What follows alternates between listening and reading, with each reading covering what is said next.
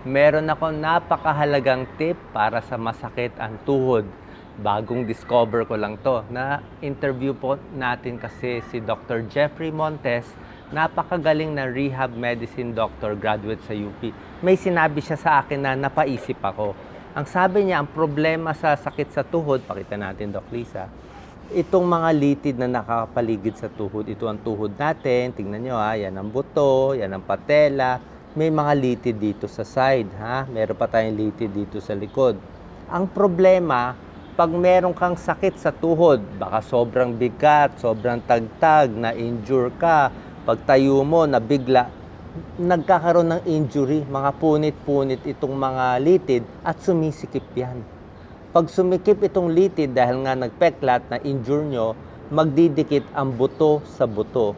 Pag dumikit itong buto sa buto, mahihirapan itong kalso sa gitna, liliit yan, sasakit po yan. Sobrang sakit yan pag dumikit. Yan ang nangyayari sa atin, kaya sumasakit ang tuhod. Pwede bata, pwede sa matanda. Ito rin problema ko. Ito yung normal na tuhod, kita nyo, pantay na pantay. Kung may diferensya ang tuhod, kita nyo, tumatabingi, oh. Kaya dumidikit itong buto, napakasakit niyan. Ang isang cause, dahil nga tumitigas itong mga muscle sa paligid natin po. So ito po yung tuhod natin, i-stretch natin yung mga muscle sa taas, sa ibaba, para lumuwag yung tuhod natin. Ito yung napakagandang tips natin para sa inyo. Tatlong stretch po ituturo ko sa inyo. Tingnan nyo itong first stretch ha. O, ito po, yan. O, gagawin nyo to, i-stretch nyo itong likod nyo, at hinihila itong paa. Pang quadriceps to. Ito sa hita. Yan, nararamdaman ko. Kung sanay na kayo mag-stretch, pwedeng paatras konti. Pakita mo, Doc Lisa, yan, no? Kaya ko na i-stretch paatras. 10 seconds po ito gagawin. 10 segundo, pwede gawin 3 beses sa isang araw. Tapos yung kabilang tuhod din, ayan, no? Kita nyo, naka-stretch. Pakita mo rin, Doc Lisa, sa likod. Hinihila ko. 10 seconds yan. Tapos, hinto, ulit na naman. Bakit kailangan i-stretch itong quadriceps natin? Kasi pag nakaupo po tayo sa silya, mga 1 hour, 2 hours ka lang umupo. Alam nyo ano nangyayari? Sabi ni Dr. Jeffrey Montes, sumisikip na itong mga muscle natin. Kaya pag tayo natin, galing sa upo, uy, parang masakit na yung tuhod ko. Kaya ako nga, 2 to 3 times pag sumasakit ang tuhod ko, ini-stretch kong ganito. At pinapakita ko, Doc Lisa, pakita mo, Doc Lisa, sa likod. Dapat ang stretch, diretso lang ha, dito. Ayaw mo i-stretch pa kanan, baka mabali ang tuhod. Huwag pa kaliwa, hindi rin maganda. Diretso lang. Yan, level lang, diretso lang pa atras ang stretch. Yan po ang first exercise natin. Okay, pakita ko naman yung second stretch ha. Ito po yung second stretch natin. Hawak kayo sa isang lamesa o isang silya, tapos papatong nyo yung paa nyo sa medyo mataas, katulad ng ginagawa ko. Tapos aabutin nyo yung paa ninyo. Kung hanggang saan lang abot nyo, kung dito lang o dito. Yan, no, naabot ko. Gagawin to ng mga 10 seconds. Tapos pahinga. Tapos 10 seconds. Nararamdaman ko po, nahahatak dito, yun, no? Nahahatak yung muscle ko dito. Gawin sa kanang paa at gagawin din natin sa kaliwang paa. Pero dapat naka-steady kayo. Meron kayo hinahawakan. Actually, nakahawak ako kay Doc Lisa. Yan, 10 seconds ha.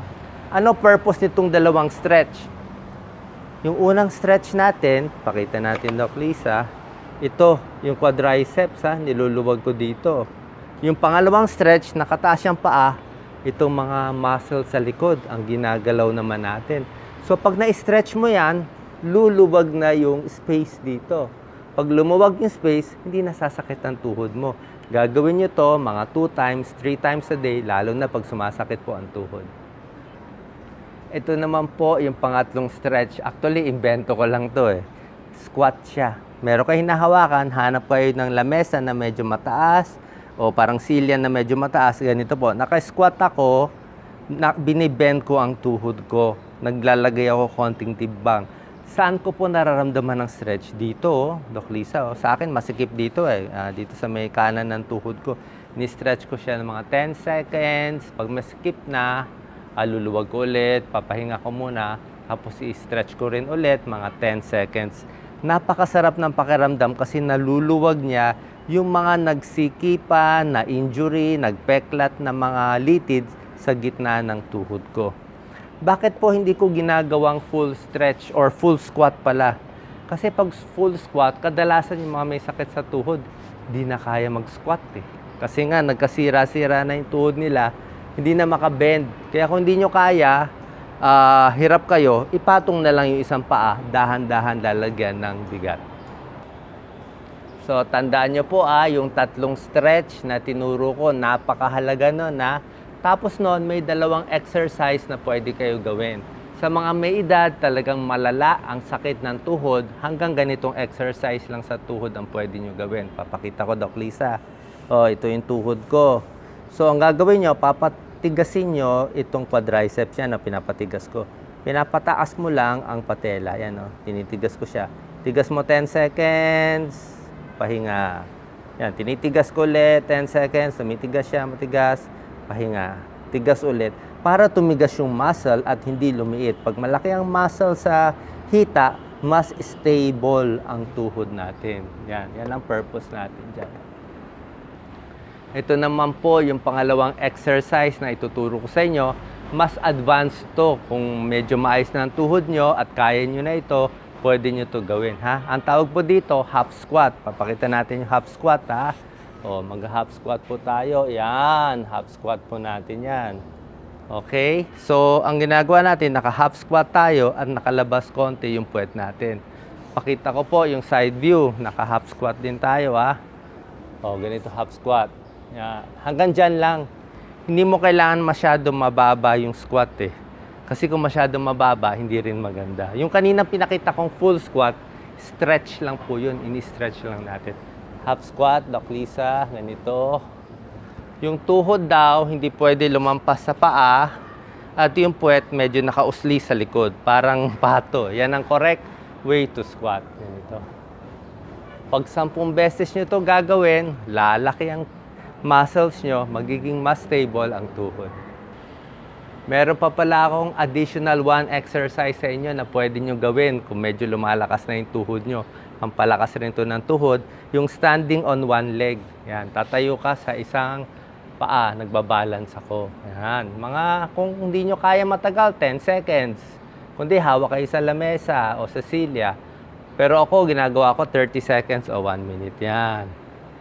Standing on 1 leg, pinapatigas mo yung muscle mo, nagiging mas stable ka, mas hindi ka matutumba. Kasi tayo nga, 2 paa, ito nga, pinapractice mo, 1 paa lang eh. Diba? So, mas maganda yan. So, sana po nakatulong tong video ko. Para sa akin, nakatulong talaga sa tuhod ko. Kasi sumasakit yung tuhod ko dito sa may kanan eh. Bakit sumasakit ang tuhod ni Doc Willie? May flat foot kasi ako eh. Tinuro ko na to dati. Yung kanan pa ako, flat foot. Kaya yung tuhod ko nakatabingi, masakit. Kaya everyday, yung mga stretches, especially ito, papakita ko ulit, ito pinakamahalagang stretch. Ulit-ulitin nyo yan. Napakasarap ito po. Tinataas ko dito. 10 seconds doon sa apektadong tuhod. Lalo na pag nakaupo kayo na matagal, galing kotse, galing meeting, tumatayo ako, stretch muna at maglalakad-lakad. Sana po nakatulong tong exercise ko. Paki-like, paki-share. Sa YouTube, paki-subscribe po sa ating YouTube channel. Salamat po.